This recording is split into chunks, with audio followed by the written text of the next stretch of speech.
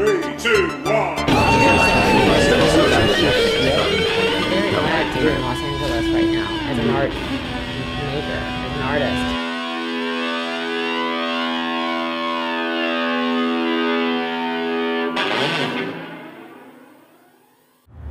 I'm here in the studio of David Ryan, a Las Vegas-based artist. And David, what was modernism? Humans being freed by technology to pursue representations of concepts rather than representations of nature. There is a definite formal element to your work that is abstract. So do you see your work in relation to historical modernism in art? Yes. I do, in the sense that I use the technology to pull out the human element. I feel like we're at a special time where we're having revolutions in fabrication, a lot like we did with PCs, you know, computers and desktop computing and so forth. So my work talks about that. You know, it's if I had a 3D printer, for instance, they would be a lot easier to make, for one, but it would showcase, I think, a lot of my ideas. They're three-dimensional works, but they're also wall pieces, so they have they appear to kind of make references to abstract painting to some extent. Right. Tell me more about that. Yeah. I specifically keep them flat in layers, you know, and hang them on the wall like a painting does, because I always call myself a painter, even though they're quite sculptural and getting close to coming off the wall and making, you know, three-dimensional pieces. But yeah, it's important. It's important for me to keep them in these flat, planar layers, and I build up the information through incise lines and information along the edges. You know, I have a figure-ground relationship to the room, to the wall, that I think it might be different from some painters, but in the modernist tradition, I think I'm following through. There is a very clear kind of reference to, like you said, computer and modern manufacturing processes in there. Tell me more about how you actually construct the works themselves. I've undergone a little bit of a change recently, but in the beginning it was a quickly rendered sketch. You know, just a shape that I could whip out, let's say, and then from there I would get that onto the computer somehow, whether it was scanning or taking a photo and then retracing it. And then though I could use a vector-based software that layered out shapes, and I could merge some, divide them, get it to a point where I felt it was interesting, and in that process, it becomes a collaboration with the software and with the computer. I should say, when I retrace it, I'm using the mouse, so for me, that helped bring about a clumsy line. All right. Yeah. And not so much. I guess I was thinking about gesture in that regard, and you know, just painters who were you know, able to pull off a brushstroke like a badass, you know. So I wanted to talk about that in the sense that when I make my initial sketch, it's a quick muscle memory gesture, simple. Usually it was based on circles, and then going back and retracing it becomes very self-conscious, much like I was in my first answer, and I like what that brings up and what that says. Plus, it brings a human element to the work that is very mass-produced looking. You know, at the end, the colors are sprayed on. You know, I don't brush them on, and it does have this feel of a mass-produced object, even though it's for a market of one. It's almost like you're using the limitations of the technology to actually bring in a stylistic dimension. Yeah, absolutely. I agree with that, and it took me a while to even come up with that until this recent body, which isn't so far removed from my previous work, but it was really pushing the limitations of the software to the point where it got me into some trouble with trying to get them made. But yeah, I like where I can push it to where it breaks down or something happens. You know, that's the software is designed to perform a certain function, and it's nice to I don't know if hack's the right word, but to get in there and just see how far you can push it and see what will happen when you do something with it. It wasn't made to do, I guess. Yeah, it's almost like there's a whole kind of branch of experimental music called circuit bending, where people will get electronic instruments and kind of just literally sort of play with the circuitry of them to see what they do. Right. And it's almost like you're doing that with the software at a visual level. I think so, and like I mentioned, that collaboration has been really important, and I feel like I talked about that collaboration when describing the work throughout the years, and it wasn't until this past year that I was like, all right, I've been saying that, but am I really? I felt like I kept polishing things out and, you know, making, I probably got more comfortable with it's Adobe Illustrator, but that software to the point where I was able to guess what was going to happen to the point where I was usually right, you know, and then so to keep me from resolving the work too much and eliminate questions, I thought it was a good idea to really embrace the collaboration and push it and see what happens, and I can talk a little bit about what's different from what I explained with the earlier work, if you absolutely, like. because in fact the question I was going to ask, my next question was going to be about what was the point of departure from you actually being a painter, you know, the brush and the easel and not necessarily the smock and a beret, right. but you know, painter using paint. I did have a beret, by the way. No, I wish.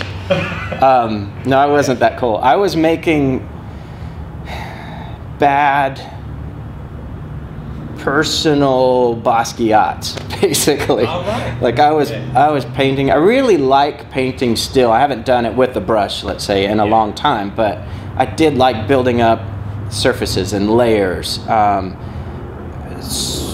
scratching out stuff, you know, like Basquiat might or whatever. So the thing is, though, now that you mentioned Basquiat, I can actually see here that there is still an element, because it is the layering and the removing and overlay. Right. There's a lot of overlay in Basquiat. I definitely took in that aspect, and I kid that these are more like a strip tease rather than porn, let's say, because there's these little channels where you see things happening, little lines that meander, and colors, specifically colors that pop out. When I first started making these, they were mostly white, and then I'd have a hint of color and then little slivers that would pop on the sides or in the seams. And for me, that was not only concealing information, but also playing this kind of striptease, I guess, that hopefully left people wanting more, or at least added some not modesty, because I'm not into that, but like just left them curious, I guess. So you were saying with the kind of Basquiat's sort of style that you were working with before, that it was a kind of a very personalized sort of style. I think I was putting in too much. I was making Basquiat's that David Ryan had lived, you know, so it was which that's giving them too much. I think that's where you have to start. Right. From that kind of. Yeah, I knew I liked him, you know, and I was an undergrad, and he was.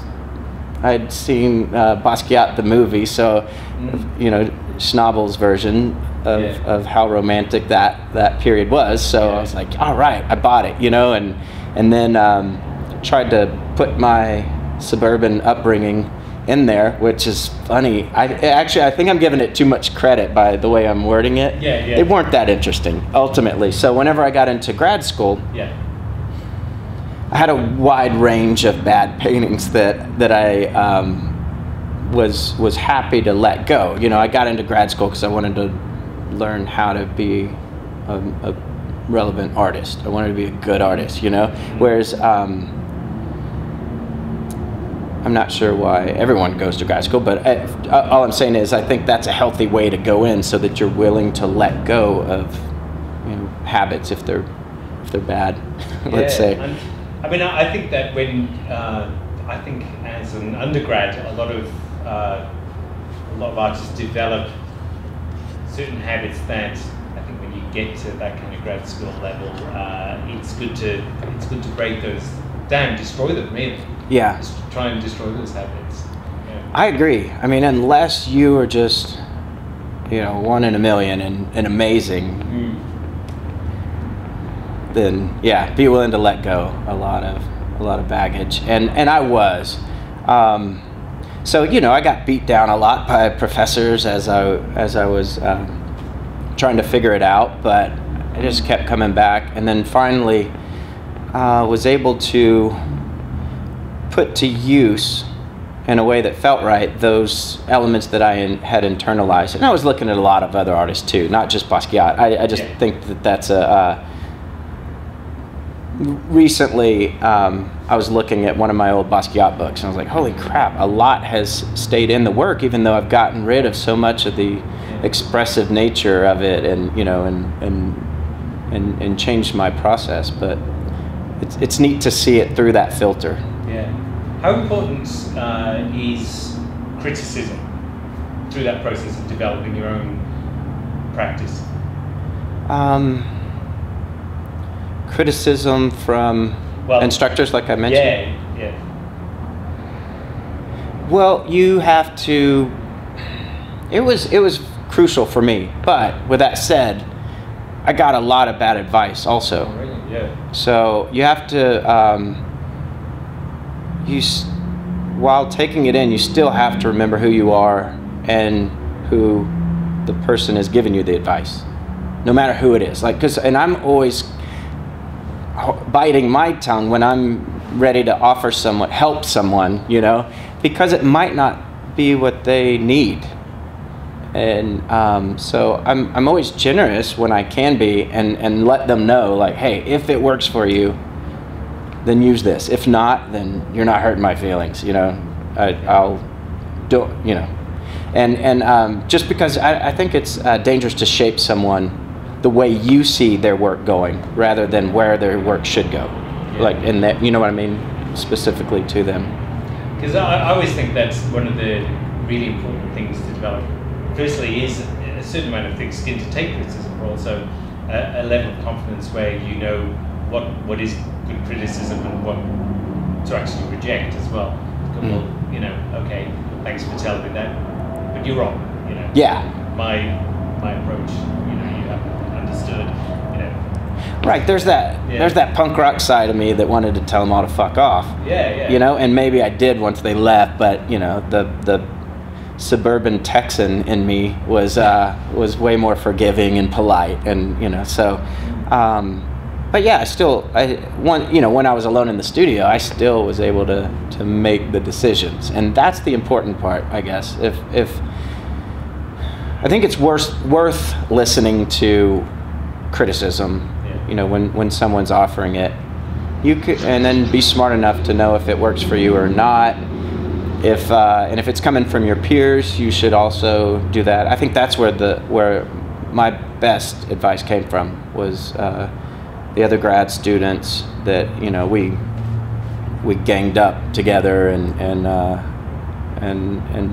we're trying, you know, you always get pockets of people, but I think you form some really lasting relationships, and I still rely on those people. When I make something new, I'm excited to send it to them and see what they say, and I'm nervous, and you know what I mean? As you know, as informal as you put it, their response still carries a lot of weight. So, but it's good to have those people. I'm glad that I have that. You know, I can't imagine making work in a bubble. Absolutely. I think that this is one of the important things that you get out of art school is actually just forming those peer relationships. Yeah. Those groups. How did you mentioned that you're from Texas, and here you are in Nevada, in Las Vegas. Tell me about your career path taking you from where you grew up in Texas now to practicing here. Well, I went to undergrad at University of Texas in Austin, and graduated there in the end of '96. Yeah, December of '96. And I drove directly out here, and it was because my girlfriend at the time we were living together in Austin, and she got a job at the dolphin habitat at the Mirage. So I was like, okay, I'm done with school. Let's see, I'll give Vegas a year, see what happens. And here I am 16 years later, something like that. I got into art so I wouldn't have to do math, so I'll let you do that. But that's what brought me here. It was that simple, and I wish it was, like, a lot of people came out here because Dave Hickey was teaching, and he recruited a lot, and but it was actually his wife, Libby Lumpkin, that got me into grad school. I came out here and I was working all kind of jobs, figuring out everything in the world that I would hate to do for a career. I think I hit most of them. And she was working at Steve Wynn's gallery at the time over at the Bellagio. Yeah. And so I would talk to her every now and then, you know, about art and this and that. And she was early on, even though my work was how I described it, she saw something in it was really pushed me to pursue it and take it seriously and get into grad school. Do you think moving to Las Vegas was what actually led you into a career as an artist? Do you think you would have, things might have turned out differently if you got to LA or New York? Right. I think it would have been very different, I imagine. Especially like if I stayed in Austin, which I loved, you know, and I still love going back. I have lots of friends there, and it's a great town, but it was so easy to just be satisfied with great life, even though you were floating by, let's say, you know, financially and otherwise. Just a lot of fun, and there's so much to do, the music scene, their food, you know. And then I can't speak for LA or New York, but I have a feeling, I think this was the right town for me. There's lots of things that I love about it, and I think a lot of people are drawn to it for similar reasons. But it was, like I said, that peer group that helped me figure out where I was going and what was worthwhile, you know, worth pursuing, I guess, that aided me in my development. And who's to say I don't know what LA or New York would have held, but I'm pretty sure staying in Texas wouldn't have been that good for me.